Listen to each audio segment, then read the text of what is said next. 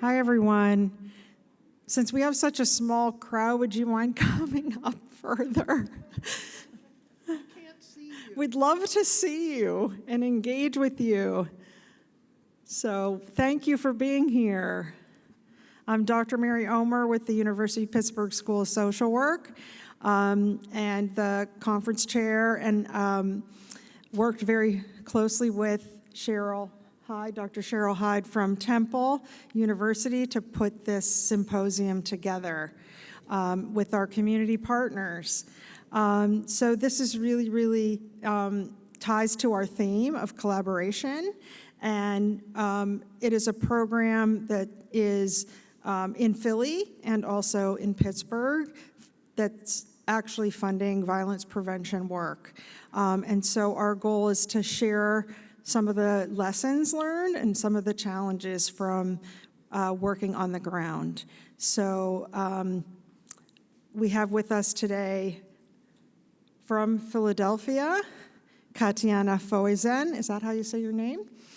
And she is with the Philadelphia ReCAST, working with Cheryl, and Tyrone Morris, who is a committed community mentors community partner in Philadelphia, and Jason Beery from Nature-Based Consulting, who works on our Pittsburgh project on the end here, and Cecelia Ware from Infinite Lifestyle Solutions, who also works on our Pittsburgh project. She is a member of our steering committee, and she also worked with me on a pilot project in Pittsburgh. And Jason is on our team, our research team and our intervention team, and we'll be talking more about that in a minute. You'll hear a lot about what we're doing and all the stories that we are going to share with you. Donnell Pearl is here. He's my community researcher. And I think Alex Newman is going to come, that's a research manager from Pittsburgh's project. Okay, how do I do a return? Where's the see, this is Cheryl's computer. Not my computer. Oh, it's not? Okay. No. Oh, here we go. So we're going to first overview what community engaged research is. We're going to talk about our projects and how these partnerships work and how complex they are. And then we're really going to hear from our partners and our people from the ground up on the struggles with capacity building at multiple levels, and also top-down evidence versus bottom-up co-creation of knowledge, historical and current trust issues. We know those are huge in these partnerships and in this collaboration, but historical and current trust issues between institutions and communities and within communities, and ways to measure impact and think about how to do this science together. And then we're going to have questions, and we're trying to leave a lot of room for questions and discussions and wrap up. So thank you again for being here. I'm going to turn it over to Cheryl.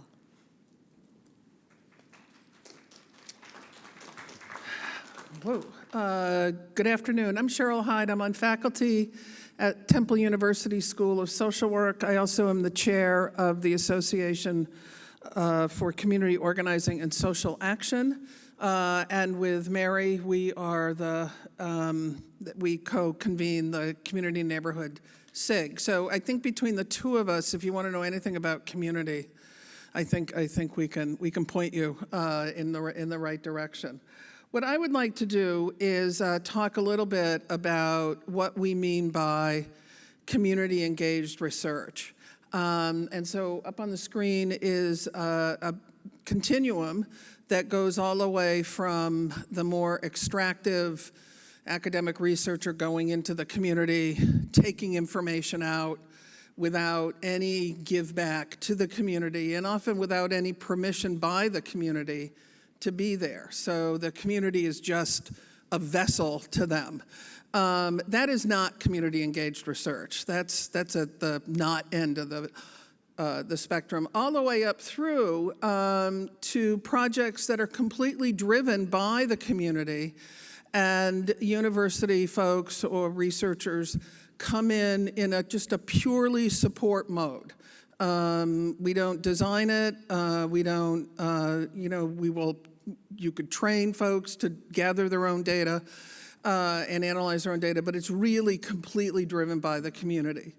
Most of us sort of fall in the middle, where we are trying to build partnerships as genuine as possible within the bounds of both community life and academic life. And that's really where the projects that we want to highlight are coming from today. And one of the things that we hope to have our community partners talk about and also get to in the discussion are the various challenges, to doing this work that often sort of mitigate or downright prevents us from moving to a more inclusive and participatory framework and project. I also want to give a nod to our social work roots because sometimes we get sort of odd looks when we say we're doing community-based research. That's not real research, that's not this, that's not that. We started as community-based researchers. If we take the legacy of Jane Addams and Florence Kelley and others seriously, then we have to take community-engaged work seriously as well. I want to note, though, that Jane Addams and Florence Kelley and others who did the phenomenal mapping in Chicago owe their training to W.E.B. Du Bois out of the Atlanta School.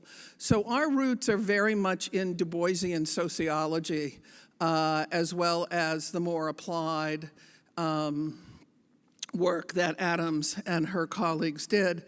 And both Du Bois and Addams and others were erased by the white guys at the University of Chicago. So if there's a reason why we don't know who really our forefathers and foremothers were. So with that, here are just some of the considerations that we have when we do community-engaged research. And for those of you who were at the plenary last night, he really laid out some of the really critical factors that need to be present to do this work. So one is to really be willing to rethink power and reconceptualize power. Second is to put collaborations and to think in an interdisciplinary way. Third is to understand that we have a holistic perspective of people, place, and connection, and it's that holistic perspective that really brings it alive.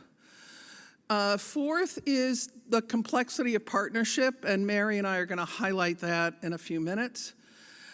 Fifth is to rethink research legitimacy and rigor, to come up with different ways of saying this is quality work and it matters. And finally, related to that, is to think of different measures of success beyond the I just published in a 100-point impact journal. Which I've never even come close to. But it's things like that that we want to sort of push the conversation forward within the academy. So what Mary and I are going to spend a little bit of time is introducing you to ReCAST and our two partner organizations. So both projects represented here are part of a larger effort funded by SAMHSA to address communities that have undergone stress and trauma, primarily from gun violence, with a particular aim at engaging with and serving youth and young adults. And at the moment, SAMHSA's got 26 of these funded across the country, with there's a lot of variation across them. And the goals of SAMHSA are listed here. I'm not going to read them, but what SAMHSA is attempting to do, and bear in mind this is a very bureaucratized federal grant agency, but what they are trying to do is to really promote community healing. What is it that we can bring to communities, and how can we work with communities most impacted by violence to help them heal and move forward? The other thing that SAMHSA does, in addition to setting the sort of more philosophical parameters, is they also tell us what we have to evaluate, and we will talk about that later as a concern. So Philadelphia ReCAST and Tyrone and Katiana are on that team, as well as myself as the evaluation director. This is a 5-year project working across 6 Philadelphia communities that experience very high rates of gun violence with a specific focus on teens, young adults, and their families. So we have 3 neighborhoods in North Philadelphia and 3 neighborhoods in West Philadelphia that in especially 2020 were deeply impacted by not just gun violence, but by the Philadelphia Police's response to those situations, as well as their role in creating some of these situations. And so what the initial grant called for was to provide evidence-based and trauma-informed programs across these 6 communities. We've done that with some success. But where the real magic of the Philadelphia ReCAST program happens is in our funding of grassroots projects that provide on-the-ground anti-violence youth initiatives. And we've done that through our mini grant program. And when Tyrone Morris here is one of our recipients. We emphasize community involvement through our advisory committee. We have a youth advisory committee, a mini grant committee that helps us select proposals, and our impact committee.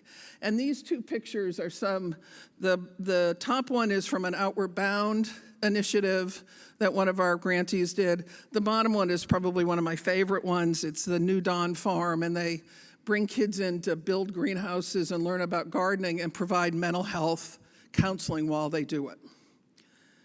So this gets at the complexity. This is what our environmental actors look like.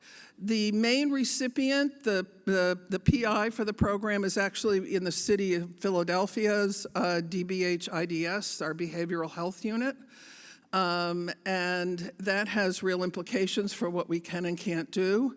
The city of Philadelphia teamed with the Lenfest Center at Temple University to provide a lot of community engagement, needs assessment, and fiscal support. They're our fiscal agent. The Lenfest Center reached out to the School of Social Work, and that's how I got involved as the evaluation director. The city of Philadelphia is very well connected to what we're calling formal partners. These are the more traditional social service agencies. So they have professional staff. They do all the evidence-based and evidence-informed work. And then we are connected in the middle to our focus neighborhoods, those 6 right there.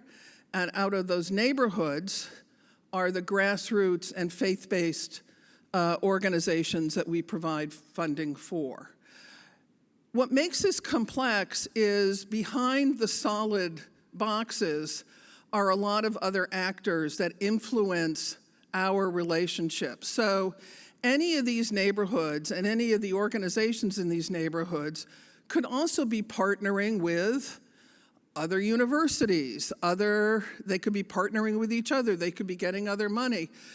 So there's a lot of behind-the-scene actors going on serving these neighborhoods.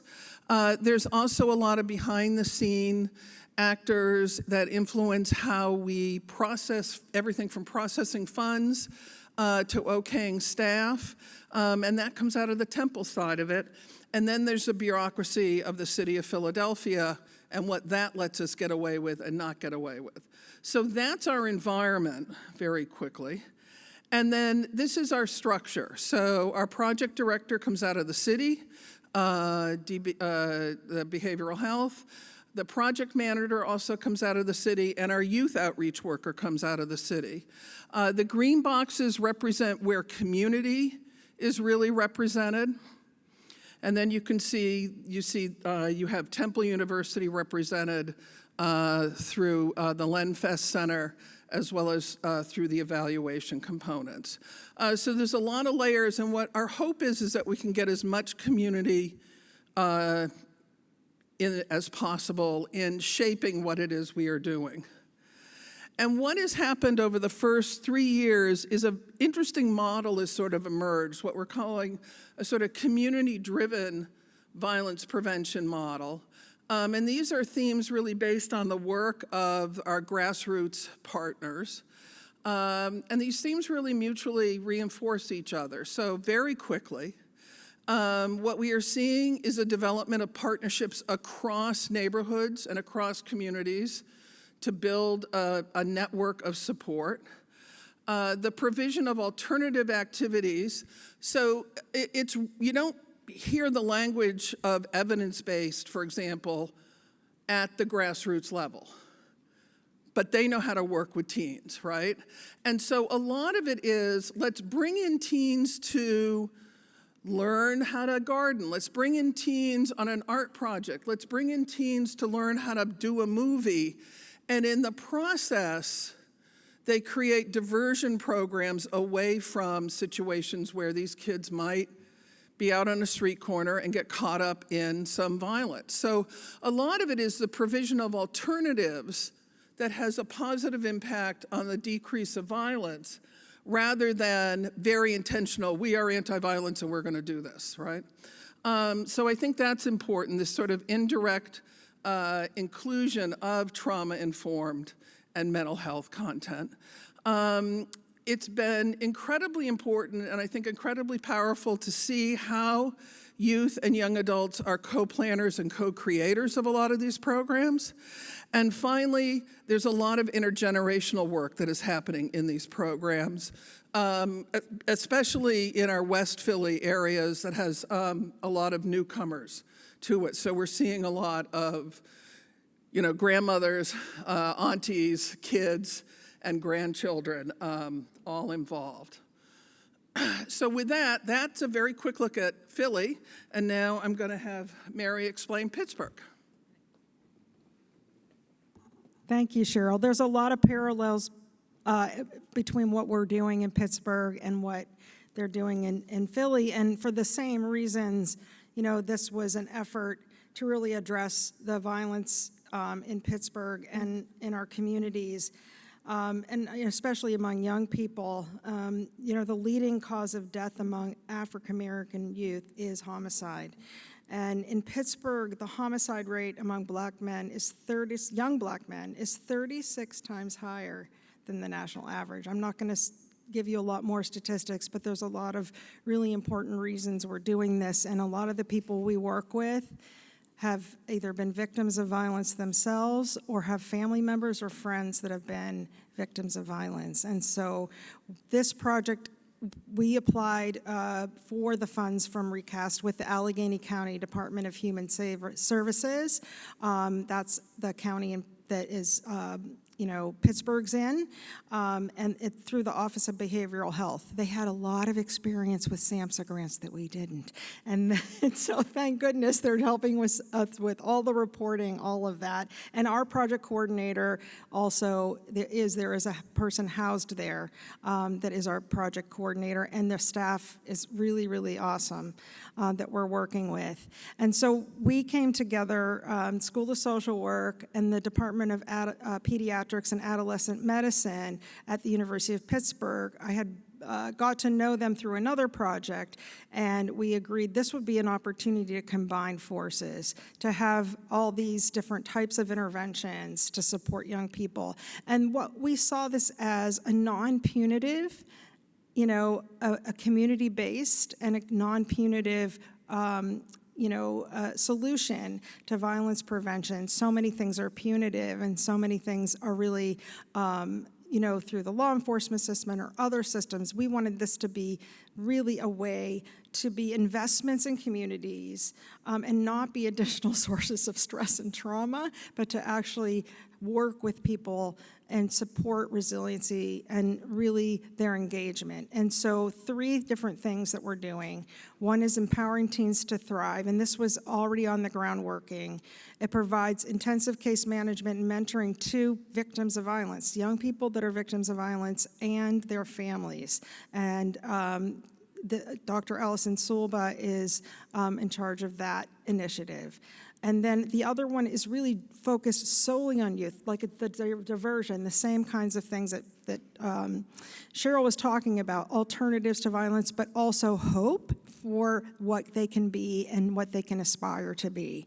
And so it's really that life skills and all those kinds of efforts to get young people, and they are doing really well. They have a lot, and we work in a lot of the similar neighborhoods, the youth violence, youth programming, and our program. Empowering teens to thrive is countywide, and the youth violence programming and our collective efficacy intervention is also place-based.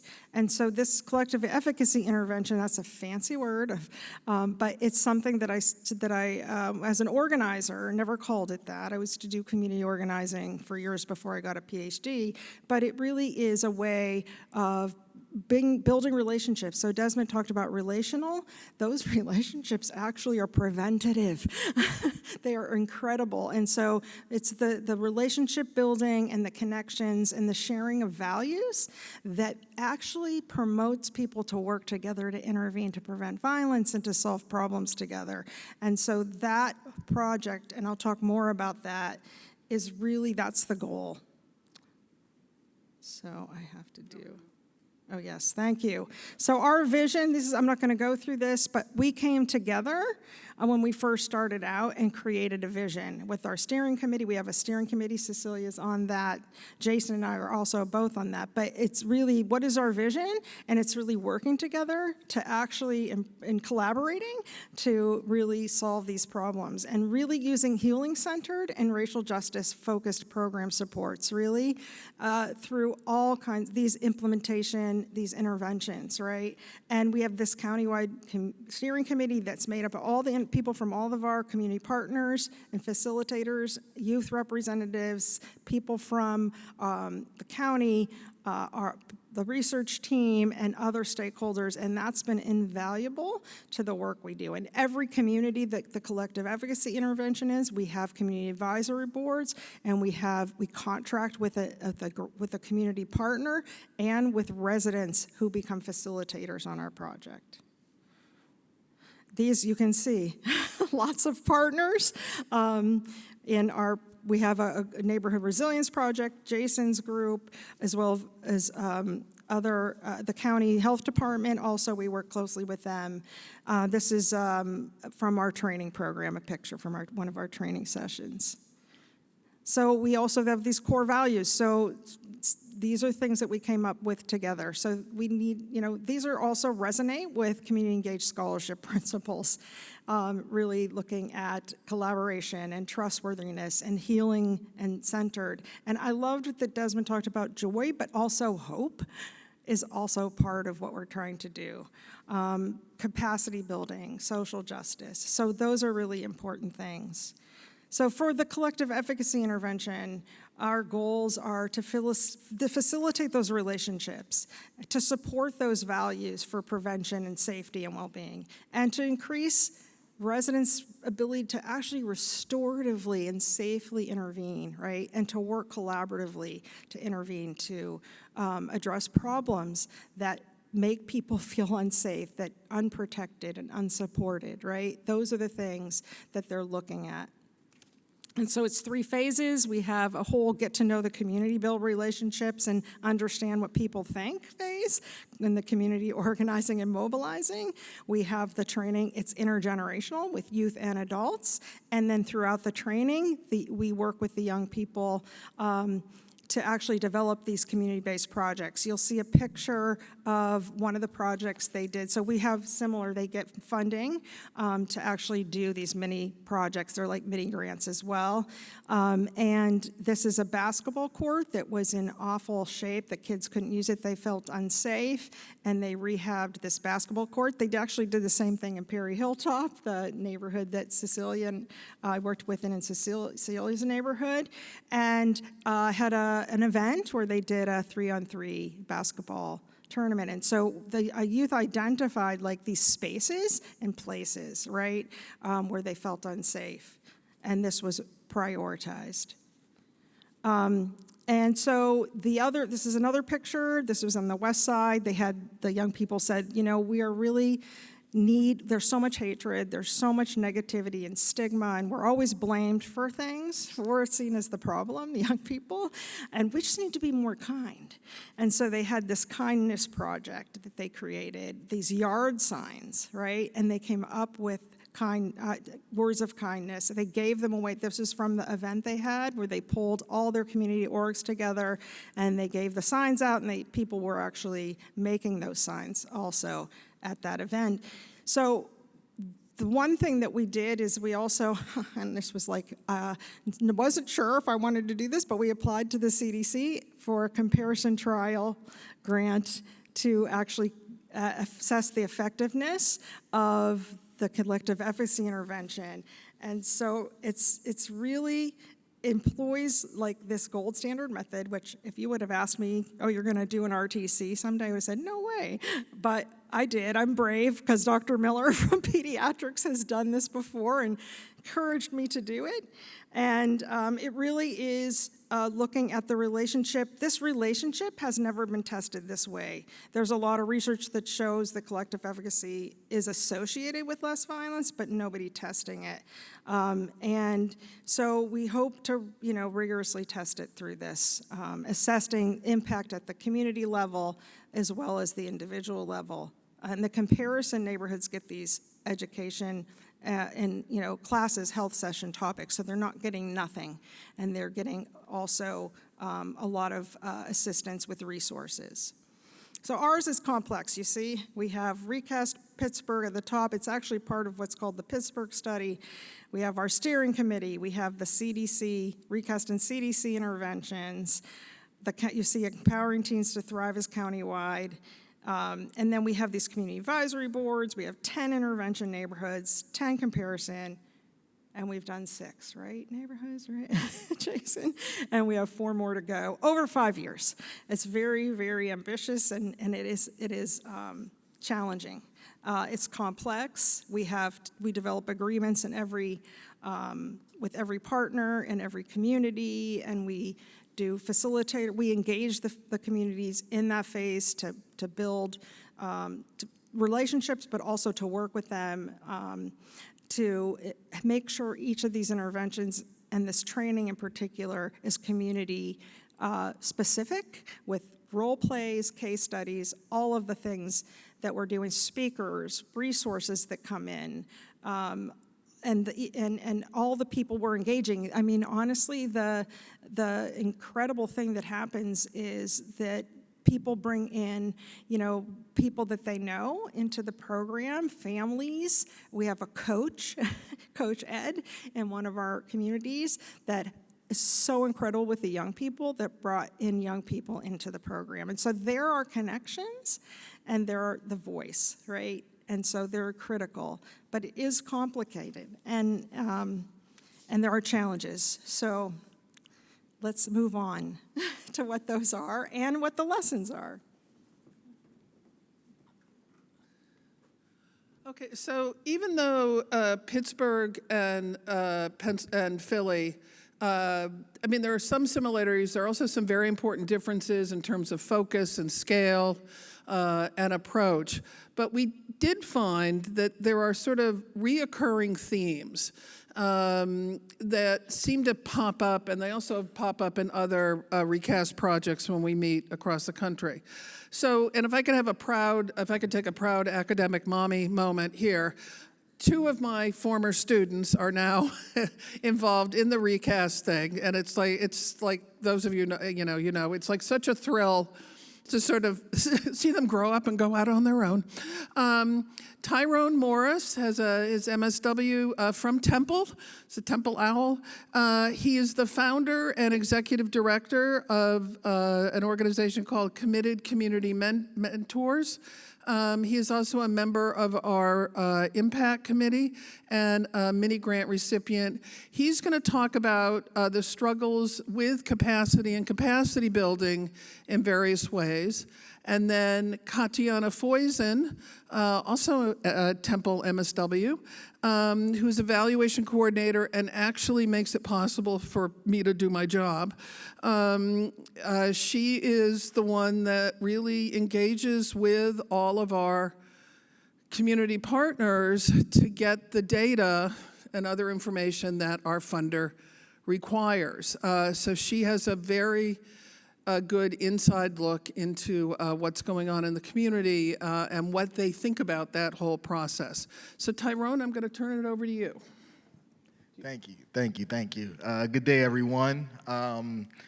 As Professor Hyde said, I am a former student, Temple University, and currently the executive director of Committed Community Mentors. We're a small nonprofit organization in Philadelphia. Our mission is to recognize opportunities and serve as a mechanism for social change and development.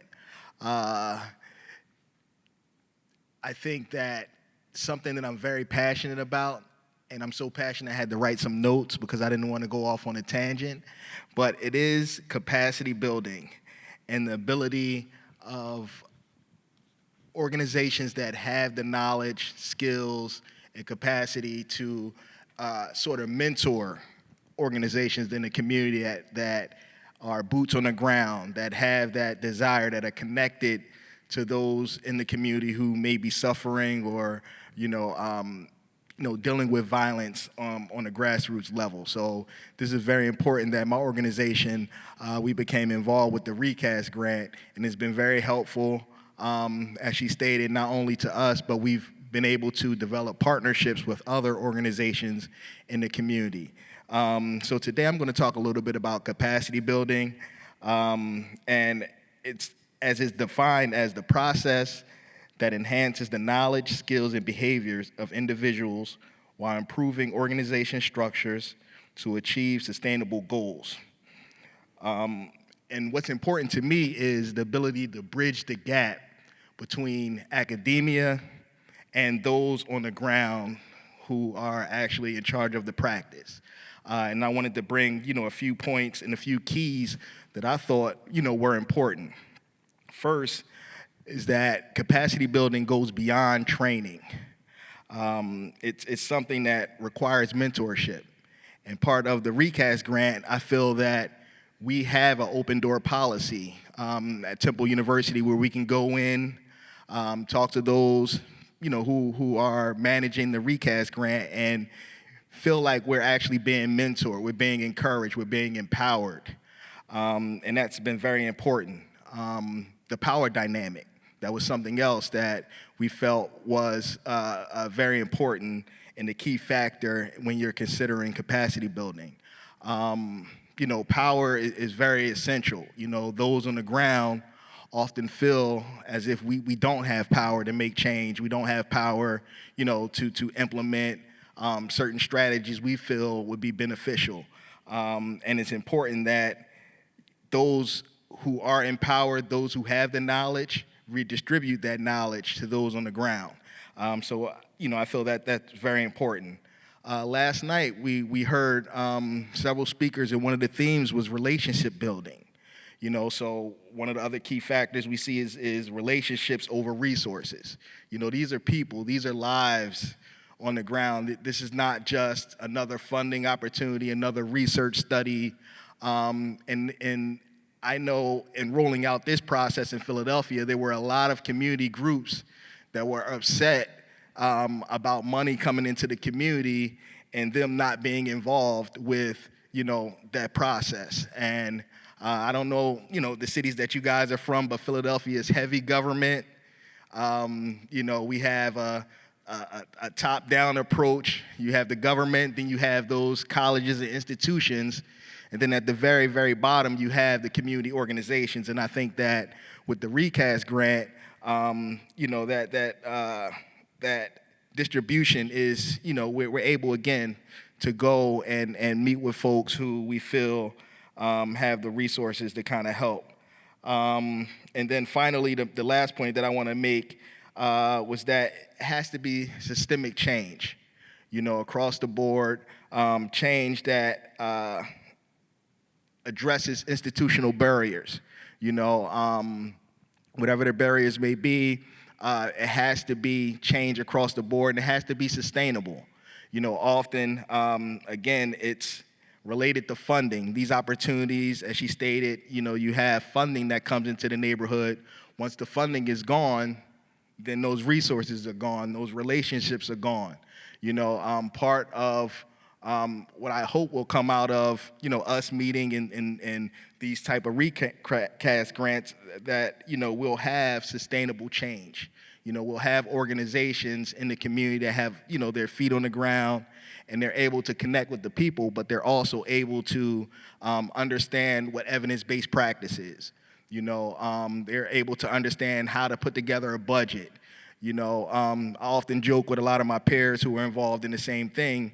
If someone was to give you $1 million, do you even have the structure to accept the money? Do you have the accounting structure to account for the money? Do you have, a system in place that, has been proven to be effective? And a lot of times, it's just, I have the passion and desire to help people. And that's where it ends. I think the ReCAST grant and initiatives like this, go a long way in empowering those in the community who have, that desire to help. But again, they really don't know how to. So don't want to take up much more of your time. I'll pass it over. But again, I'm very passionate about this. I think that being part of academia is important, that you guys go out, mentor, establish relationships, share the power, and develop skills that lead to sustainable change, sustainable, skills and knowledge with those organizations that are on the ground. So thank you for your time, and I'll pass it over to Katiana. Thank you. So as what was mentioned, Philly is very much a top-down place. And with applying for the ReCAST grant, we went about it not in the most community inclusive way. The city and Temple sort of decided what the parameters would be. SAMHSA has their own set of rules of what sort of programs should be included, with a very strong emphasis on evidence-based projects. And when it comes to the community, they don't always understand what that means. And often the folks who are doing the evidence-based programs, they are complete outsiders to our neighborhoods. They have no connections, no authentic relationships. So when it comes to funding them, there is a less vigorous process, like with the mini grants, where the community is really involved in every step of the way. We have a mini grant committee that is representatives of the 6 neighborhoods, and they review the applications, they make the recommendations. We have an advisory council, again, representatives from all of the community, and they check in with the grantees, and it's really supportive. So that's the one stream of funding. But then the other stream, going to the evidence-based programs, it's really just the city is deciding who is getting the funding, what the program is. And what we've seen is that often these programs, they really underdeliver. We have about 9 evidence-based providers, and only one was really impactful in the neighborhoods. And that was because they already had a strong connection with the school district of Philadelphia. So they brought their trainings to the schools, and the students and staff were able to participate on a more consistent basis. They also had virtual sessions for the parents and guardians to attend. So while that was successful, it was one example doing a very specific training. Whereas our mini grantees, we had 74 unique projects. These grantees, they listened to the youth and they co-created with them. One example, the North Philly project. They had a basketball program that was completely youth-led. The youth knew they wanted a safe space to play basketball and also to have regular access to mental health services whenever they would come to the program. They were in charge of program promotion, setting up the games. They brought in their friends, their significant others, and all were able to have access to a therapist who was there every single program day. And, that's just one example of many more projects that really listened to the youth and the community and crafted the project. So there was regular participation and excitement. At the end of our funding period, people want more. We have folks who regularly apply because they know that they can do this. ReCAST mini grants were manageable and successful.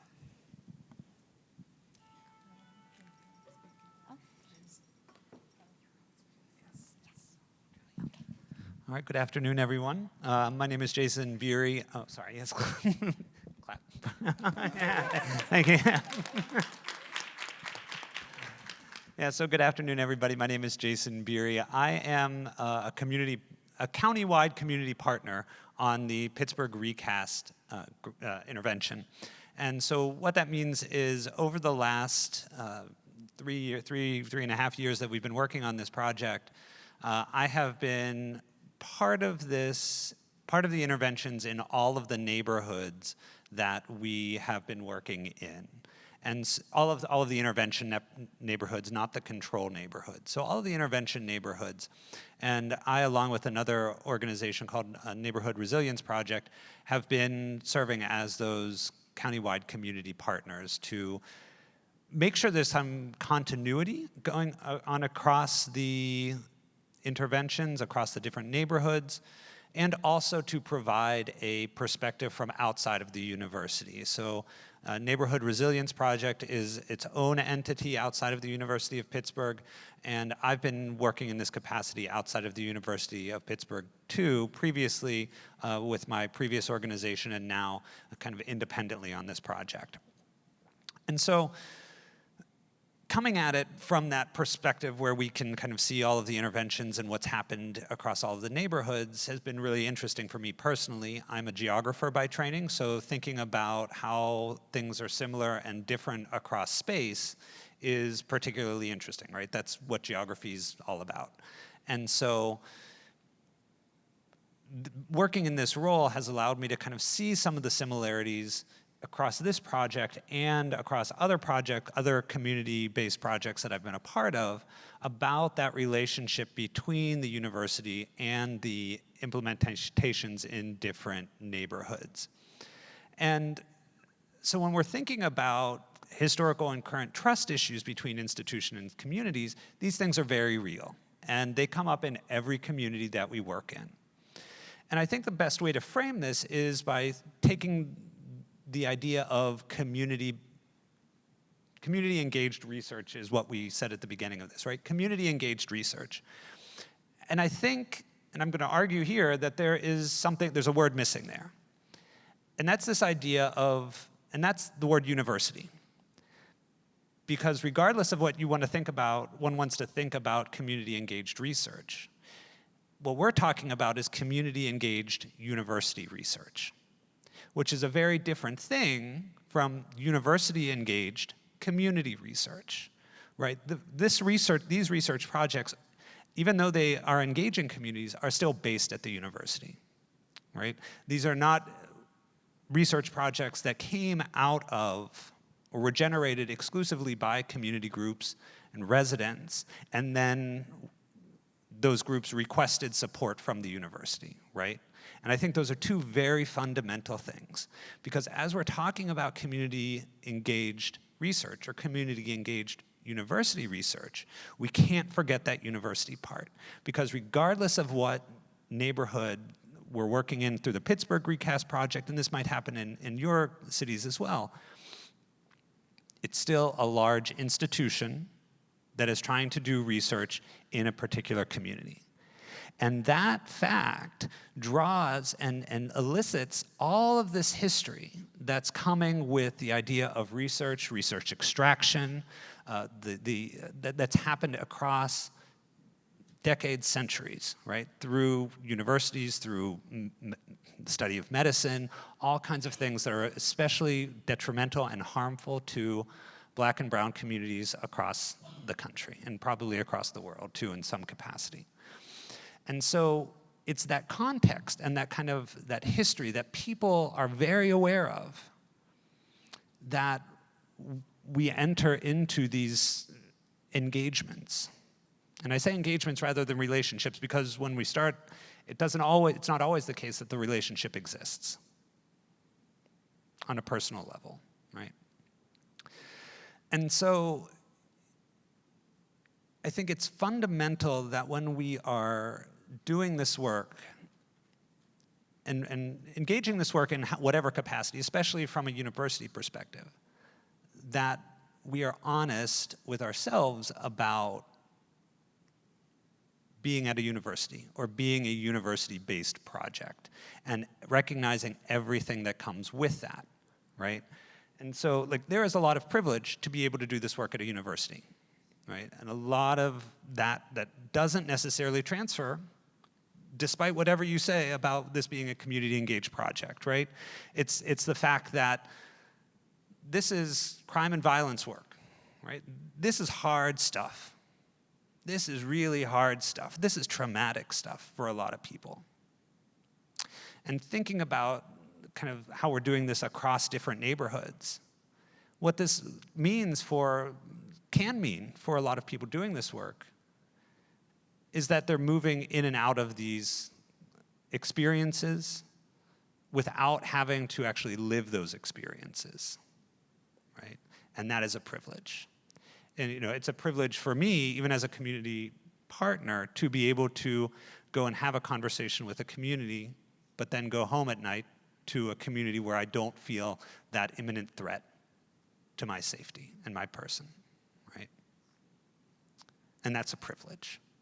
And it's a privilege to come into these things as a professional, right, in whatever capacity, not as a community member. And I think it's a tough thing to get started, right? It's a tough thing to overcome. And I think, but at first it starts with being honest with ourselves about our own positionality and how we're entering the work. I think one of the things that has been really important in the work that we have done in ReCAST, and from what I've been learning about the Philadelphia project as well, it's fundamental, right? We've heard the word relationship a lot of times. And that relationship doesn't start when the project starts, or it shouldn't start when the project starts. A lot of times it does. And I think that's where a lot of the skepticism comes from, or some of the skepticism comes from. That idea that this is going to be some transactional type of process where the university comes in, does its research, and leaves, right? That's happened all the time, so many times, in Pittsburgh and I'm sure in other cities as well. And it's that leads to the skepticism. But what's helped has been building relationships before the project has started. So a lot of the people that we're working with in the different neighborhoods are people that have been connected in one way or another to the different people who have been involved in the project. So those relationships have already existed and they've been growing over time. And that's really helped to provide support and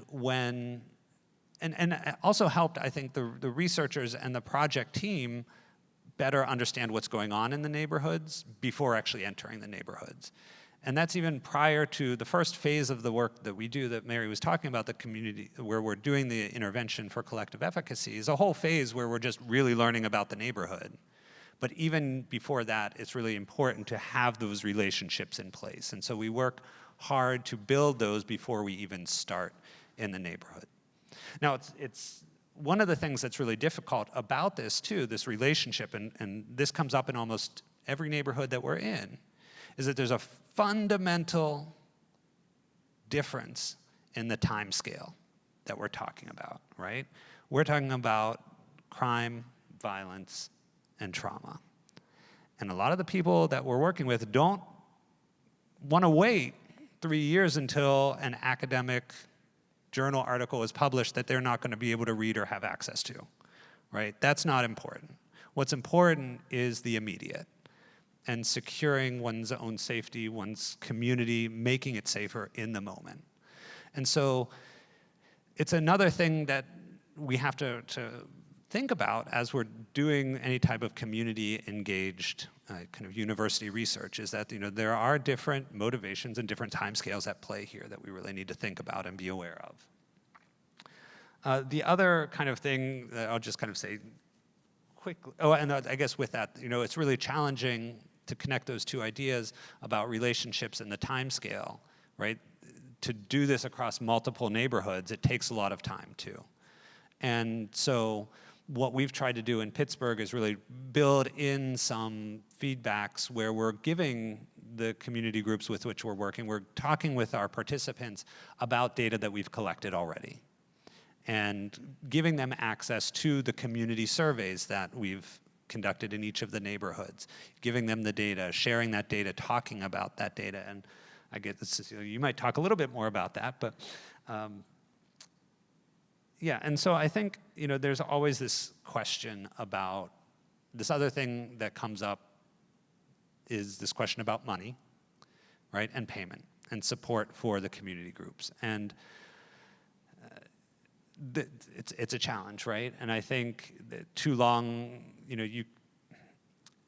there's been difficulty transferring money and getting support to community groups.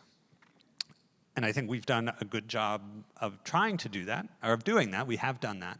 And especially even for our ReCAST project in Pittsburgh, each of our neighborhoods receives $5,000 to do a community-based project that they developed during the training. Is that enough? Is that going to solve the large structural issues that are really fundamentally causing the crime and violence? And I say that because everybody knows these large institutions have a lot of money, right? Community groups know that they're big institutions, have a lot of money, and they wonder where that money goes, especially when they see how much money goes to this project. Where does the money go? Who gets it? Where does it end up? And we get $5,000 for a project and $25 for attending a session, right? It's on people's minds, and I think that it's really important to be transparent with that. And I think it's something, I think the Pittsburgh intervention could be a lot better at, about talking about where all of that money goes and who gets it and where it goes and why how when you look at it, it adds up when you do it across 10 neighborhoods, right? And then the last thing I'll say, and we can talk about this later, is that question of data justice and ownership of the data, right? That's every neighborhood we go into, we get a question from the facilitators and a question from the participants about what is happening to this data that you're collecting and who owns it. And that's why it's important to really think about how we can make sure that the people that we're working with on these projects are the ones who are driving the work, who feel ownership of the work, and actually do have ownership of the data that is being collected about them and their communities.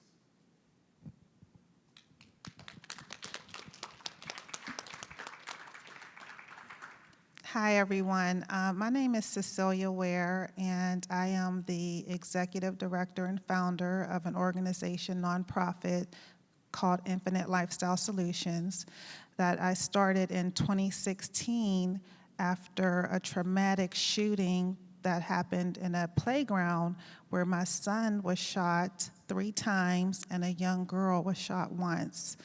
And it started from a rap battle on Facebook. So it got me so heavily involved in wanting to have a program where youth are able to talk to themselves and resolve conflict, and I can help reduce the trauma and violence that was happening in my community. So once I had connected with Mary, I was heavily involved in my community. I had became the president of the Public Safety Council, and I was very intentional about being heavily connected. I got on the advisory board for Allegheny County Violence Prevention. So I was meeting with Father Paul, who was the director and founder of the Neighborhood Resilience Project. I was meeting with city officials, the police department, and all the 18 communities in the north side of Pittsburgh. So when Mary came into our community, they had already started a few weeks before I got involved.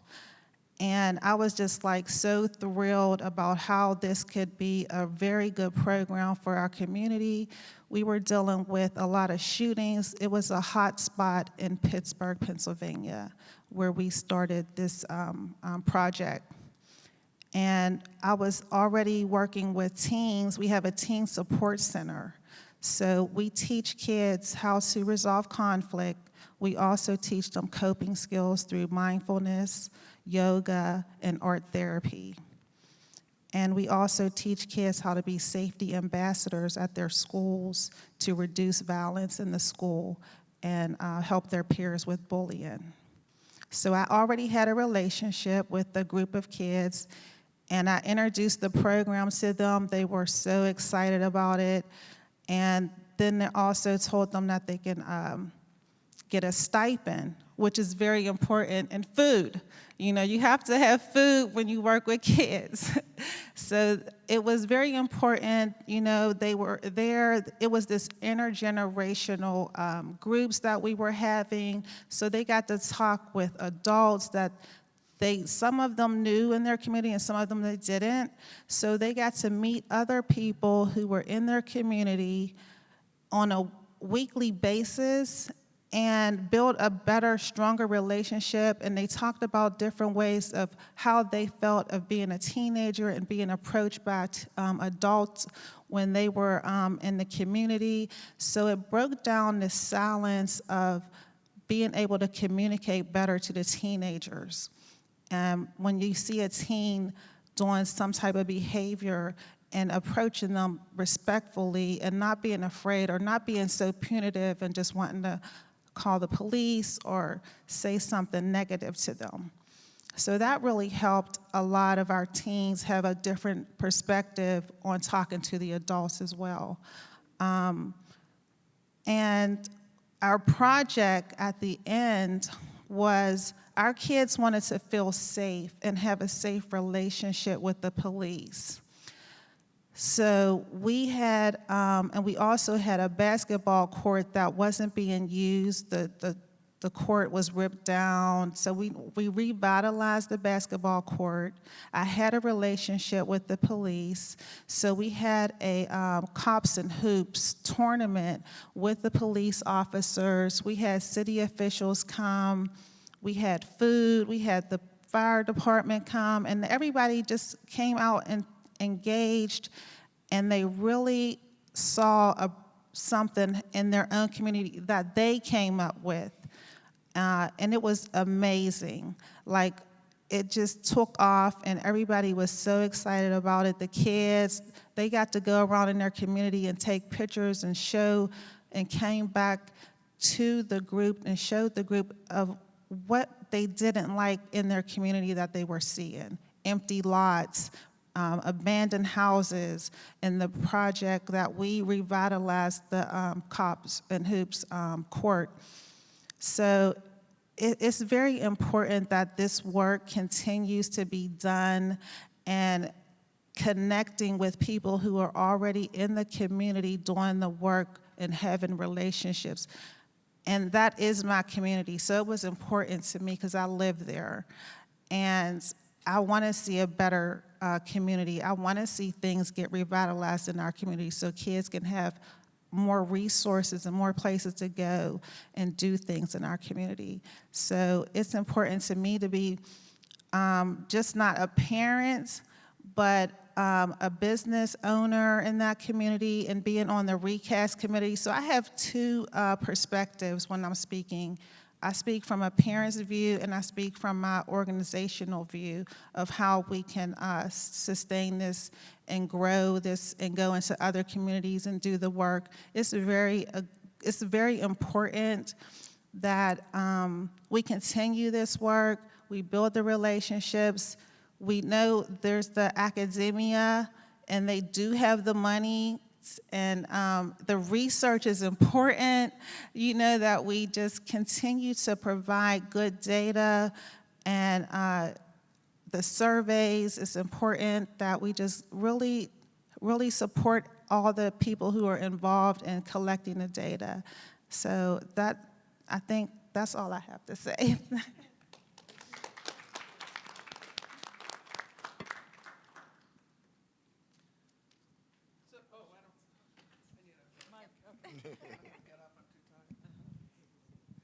So that was the sort of what we wanted to share with you, but we also really wanted to invite you all into the conversation with your ideas, your feedback, your experiences, your questions.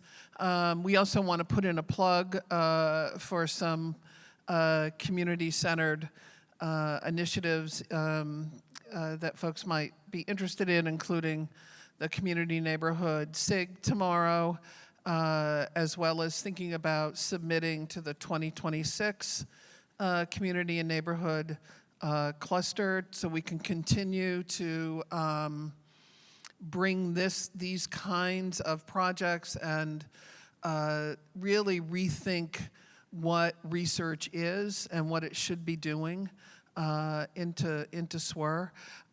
Mary and I are editors, along with Amy Krings and Jan Ivory. We are the editorial team for the Journal of Community Practice. We would encourage you to look at that journal as a possible avenue to disseminate your findings. I also just want to take this time, when I first started to come to SWR, I just thought, this is like a really weird place and I don't belong. And a mutual friend introduced me to Mary. And out of those initial conversations, we were able to hatch the community and neighborhood cluster and SIG. But a lot of the community forward content, including last night, is because Mary is the current SWR vice president and I know, because we spent a lot of time talking about it, has really worked diligently to have community be front and center. So I just want to take the opportunity to thank you for that. So folks have any questions? You get to stand up in front of a fancy mic and do it, or just yell at us, whatever floats your boat. I actually wanted to say one thing. Where? Getting. I was just going to ask how, I think it was Mary that was talking about measuring neighborhood collective efficacy, which is really important and hard to do, and I'm curious how you're doing it, and then how you're managing that with individual collective efficacy, individual measures on all these different communities. Yeah, that was the tricky part, right? So we know there's no, secondary data sources we can use, or just, nothing, no, you can't, collect, they're really proxy measures, so we're we have to, number one, measure this at participant level, and those are through our participant surveys, right? So when we look at collective efficacy, it's the traditional measure of how likely would your neighbors be willing to do X, Y, Z, but then we ask participants themselves, how likely would you be willing to do X, Y, Z, intervene if you saw some kids skipping school, all of those things. And we actually added a couple things that were neighborhood specific related to suggestions. We added a couple items to that. And so we're asking our participants, and we're seeing if this training, their involvement in the training, and also these community projects changes, their ability, their levels of collective efficacy and their relationships with their neighbors, all of that. But then we're doing a community survey. And so we do a community survey. We're doing it in all 20 neighborhoods. And Alex Newman, are you here? My research manager. She leads this community survey. I'm not sure she's here, but it is a lot. And so we started out doing that. with just traditional kind of snowball sampling kind of in community. We got hacked. We felt it wasn't representative. Then we got this CDC grant, found out they had this thing called Casper model. And so we like, okay, we're going to adapt that thing. And it's like randomize the blocks, and then we go door to door, right? And then we also go to events. Also, we do both. So so what we'll have that survey in 10 intervention, pre-intervention, post-intervention. And that's the data that we share in every single community, even the comparison communities. The pre-survey, community survey, and then we are also working to share all the data in each community after, at the end, cumulatively. So, anything else? Okay. Yes. I was going to put in a plug. There's this great book called, is it Handbook for Community Measures? Oh, thanks. I use forgot it in about my, that. Yeah, I use it. We require every one of our macro students to. Oh, that's our purchase it. book that I wrote with my colleagues. But also, right. here's I've been thinking about this. When do you do everything possible to sustain a partnership? And when do you just say, maybe we need to let something go? Does anyone, what would our partners think of that? So, did you understand the question? Okay, who wants to answer? I would like, yeah, any of you. Well, do you want to answer? Okay, so, well, for me, partnering with Mary was very easy because I really believed in the work. I didn't believe that she was just coming into our community, coming to just collect data, and then just going to run out. And then that's when I joined ReCAST because I believe in the work. I go around and I talk about the project that they did in our community after she's been in other communities, and I share how great it was with us, our challenges, and how the kids in the communities and the adults in the communities, they just participated, and then we just got so much involvement, and so many of our stakeholders and the city officials, and they came out and they really seen what was happening. So if you believe in the work that's being done, you're going to have a good relationship with the person who's doing the work. That's for me. So Mary had, she really did a good job in making us believe that she was going to do a good job.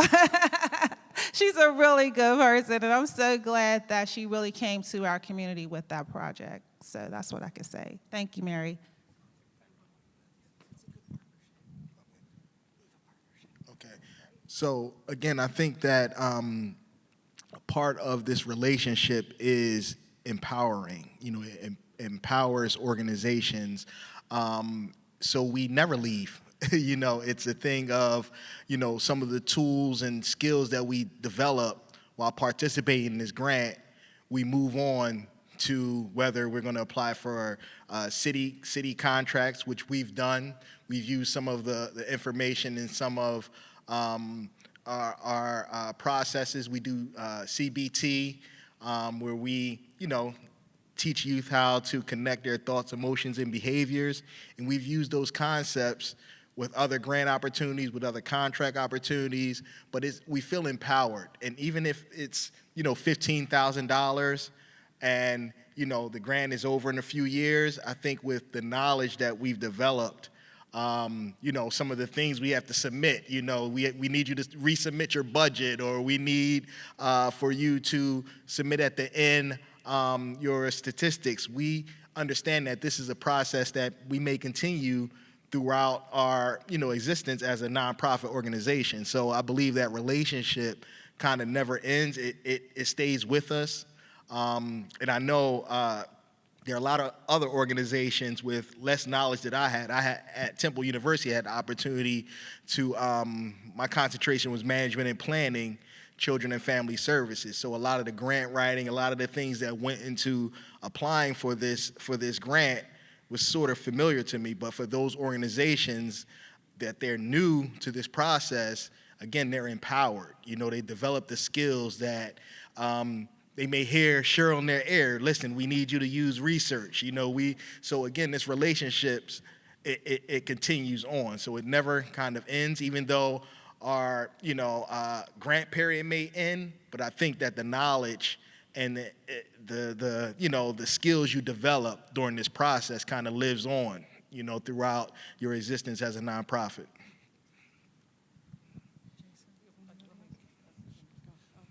I want to pick up one thing that Tyrone just said, and that is sort of the skill building. And I think when we originally, when this ReCAST thing was thought up, that wasn't a part of it. And that is something that we're really looking at our final couple of years of what very practical skills like budgeting, like grant writing, like just having a basic invoice system do these grassroots organizations need to kind of take the next step. One of the things that Tyrone's organization does is they hold these events where a lawyer comes in and helps other groups start getting nonprofit status. Because we have a lot of sort of pre-nonprofit groups that we can provide funding for, but if a funder like the Kellogg Foundation, they're not going to they want that nonprofit designation. So I think that's one thing that that we've had to really pivot on. But I want to go back to Rick's question of how do you basically end a relationship, and I think that's a really tricky question, and I think it's one that we're grappling with in Philadelphia around the non-performing traditional partners who have a relationship with the city. There's clearly a backstory that we're not privy to because they continue to stay on, they continue to get contracts with us, but they're not delivering. And half of our team is saying that we're done. We have to end this, and then suddenly they pop back up again. And so that's the issue. Transparency isn't just between the university and the community, though I think that's a central one. It's also within the team. And these are such complicated relationships with organizations that have very different cultures. What we're finding is some of the real issues are within just the planning team. It's not between the university and community per se. And so I don't know. I don't know how we're going to end some of these. I mean, if Katiana and I could wave a magic wand, about 5 of them would be gone, and because we think the money should go to people like Tyrone instead, So that, I think, in hindsight, I wish we had accountability conversations at the start of the project, because now we're having to raise it, and it's a much messier one.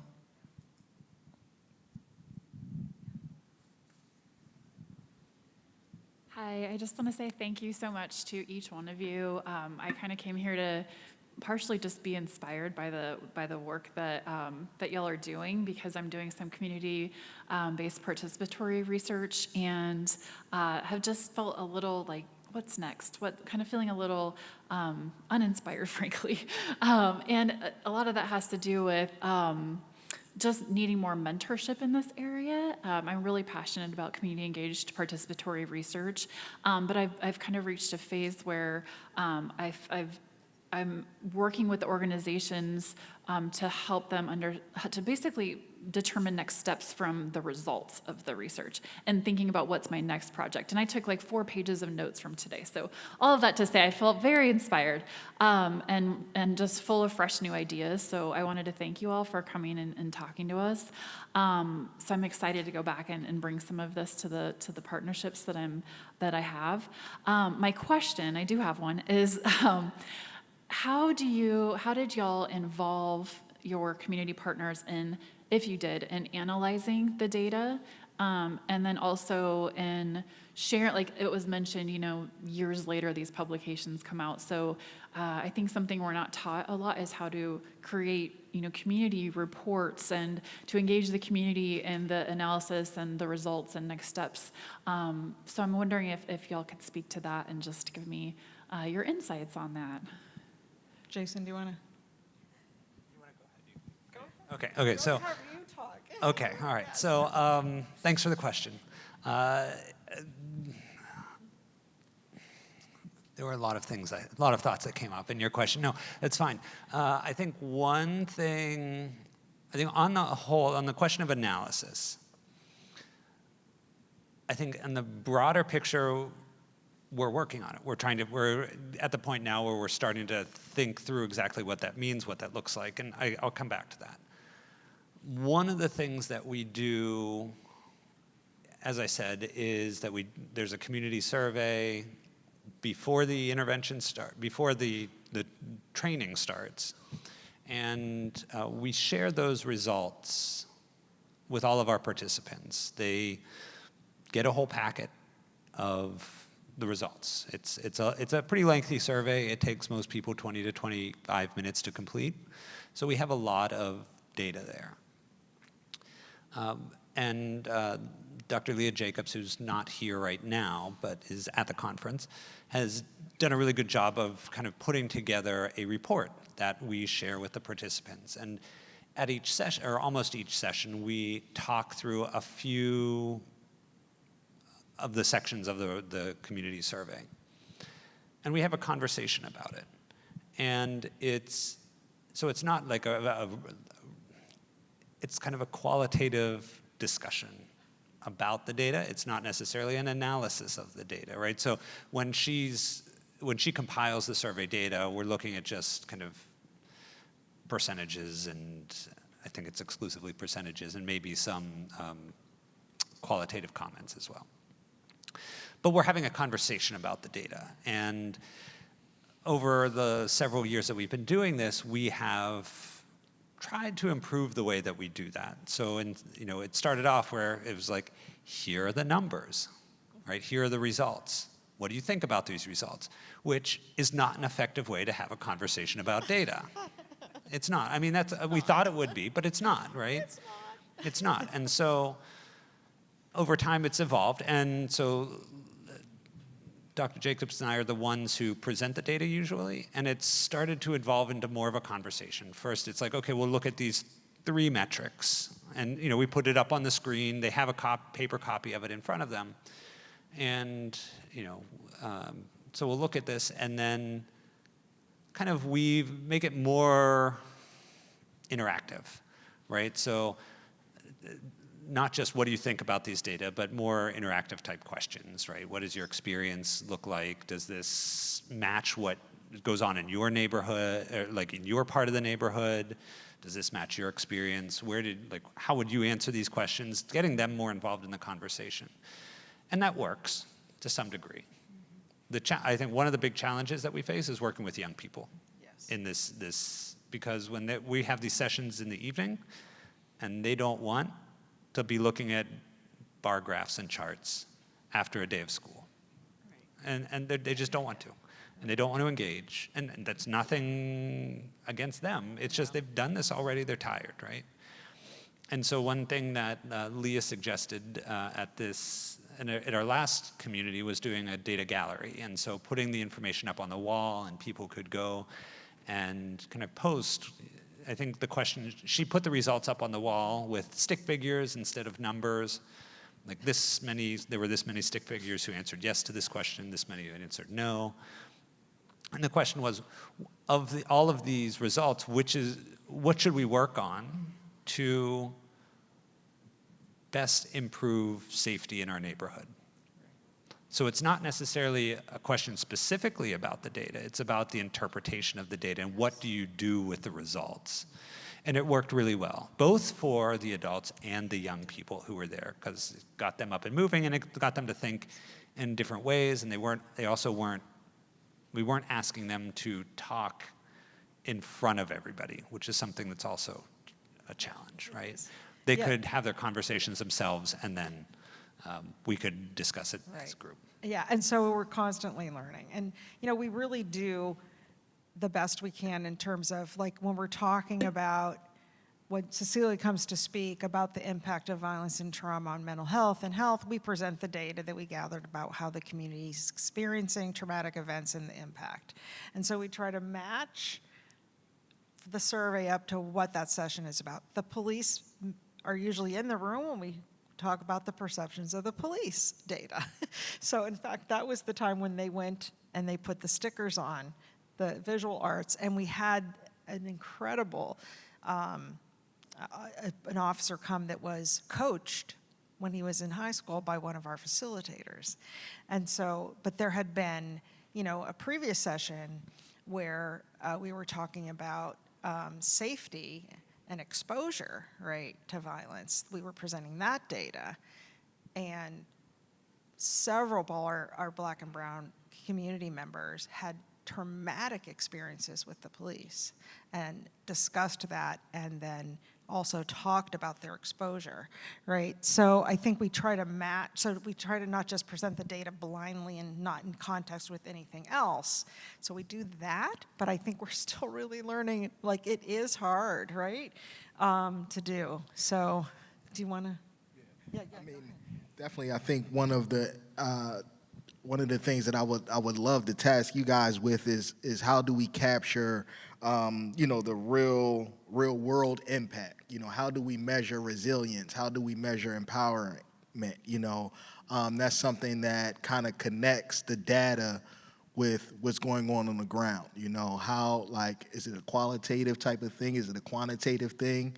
How do we measure someone's resilience to overcome, to live in a community and not feel like, you're in danger and every day you want to move out, but how to cope with some of the feelings that you have, It's important that we capture that and we use that information, as we move forward. But the real life, the real experiences of folks, it's important that we capture those things as well.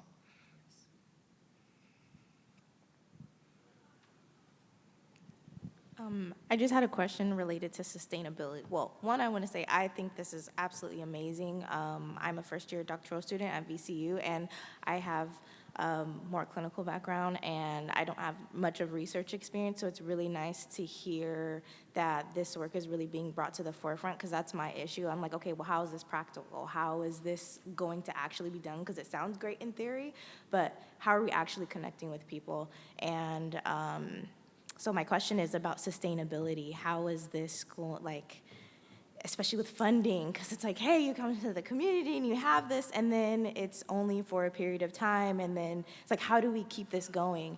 And I also want to say that the work still has impact, even though, say, the money's not there. It still has touched people, and that still is ongoing. But how do we continue to, like, make the ripple bigger and continue it? And so I don't know if that's the next phase, or just understanding that perspective from you guys. Yeah, so that is something that our team in Philly is constantly talking about.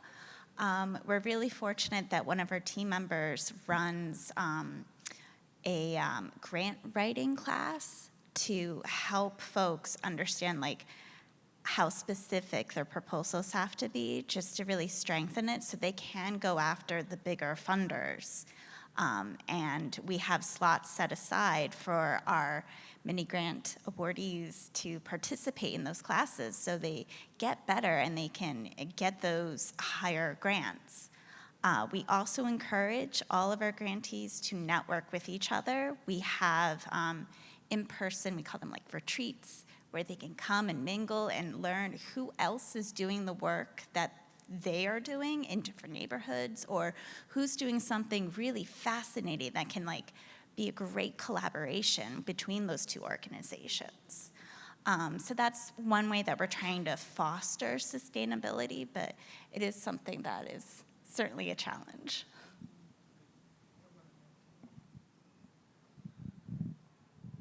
So I think there's also there's probably a lot of things, but at least two things that university folks really need to push on as we meet and work with funders.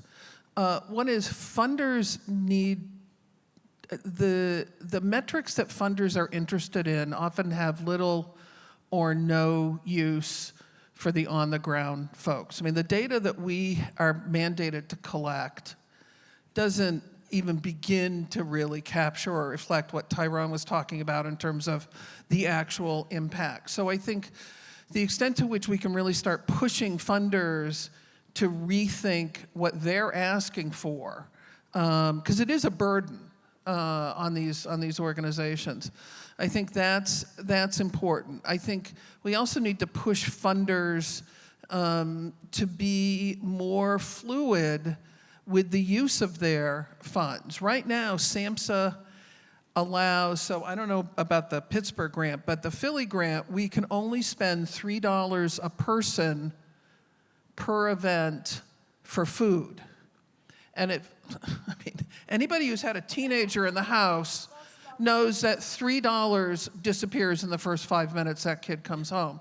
So it's just, and this has been a huge issue for our grantees, and we've scrambled to try and guide them into other sort of workarounds. We have someone on our team who is brilliant at that. But we shouldn't have to be figuring that stuff out. And now, the newer grantees, there's no food allotment at all. No, we're not allowed. You're not allowed, right? So I think it's things like that that you can't, funders can't be saying, we want you to do this, we want you to do that. They're not understanding some of the fundamental ways we connect as human beings. And one of them is breaking bread together. The second thing is, and it makes me ill to say this, but in a couple of days we will have a new administration. ReCAST really came out of the Biden administration really pushed money into anti-violence work. We don't know what's going to happen. We don't even know if our 5th year is coming down because we don't know what this new administration is going to do.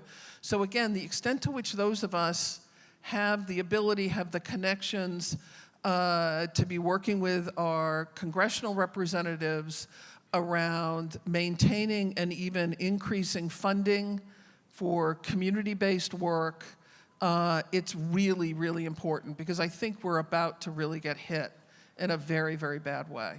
And so, that's it. I think, to get private funders, we'll see if they can step in and fill the gap. But I think all of us are really concerned about sustainability, not just in the usual way, but it's a very political issue right now.